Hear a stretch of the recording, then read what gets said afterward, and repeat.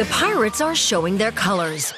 It was planned as a big event, but the fog machine isn't working, so the event ends up looking more like grade school theater than a serious political party conference. Hey, cool, the fog machine worked during the rehearsal.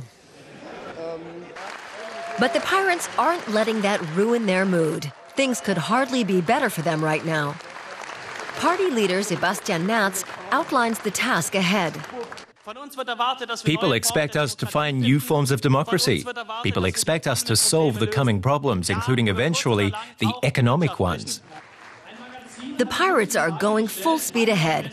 Since September, they've had lawmakers in a state parliament for the first time in the Berlin Senate. But at the conference, one of the party's parliamentarians, Susanne Graf, is working in the cloakroom. Instead of helping to draw up strategy papers, she's checking people's coats. Part of the pirates' philosophy is that every member should do every job.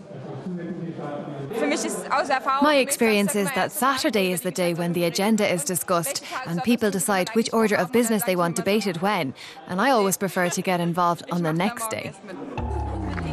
It's not hard to understand why. The process for submitting points for the agenda is chaotic. Each delegate wants their concern debated. The Pirate Party practices direct democracy, meaning that each of the 18,000 members has the right to take part in the conference, submit a motion, or give a speech.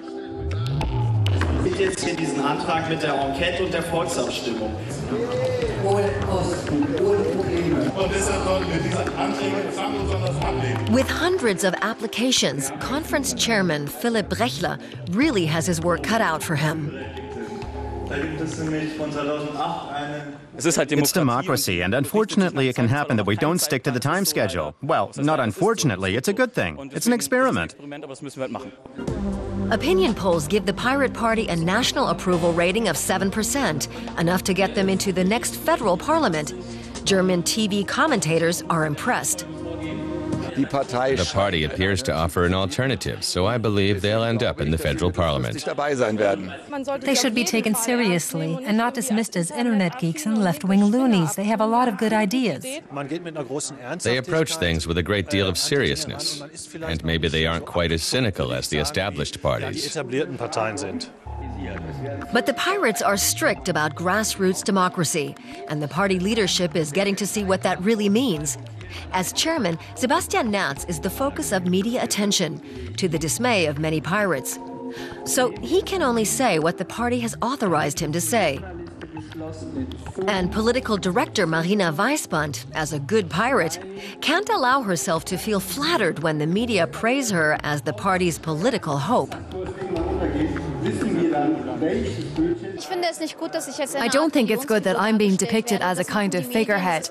That's the media's doing. That doesn't come from the party. It's important to us to practice grassroots democracy. We listen to every member, and I also only have one vote. One tenet of the party's platform is an unconditional basic income for everyone, whether they have a job or not. It's not clear where the financing would come from. But the pirates say if they get voted into the government, they'll make work optional. It's interesting. What would the majority of people do if they didn't have to worry about being poor? Would they still be active? We pirates believe the majority is ambitious. There are pirates who don't believe that, however. And the rebuttal from the dissenters follows swiftly. They say the unconditional basic income is naive, gullible, and simple-minded. Within hours, they printed up protest T-shirts. They're against it. Party conference resolution or no.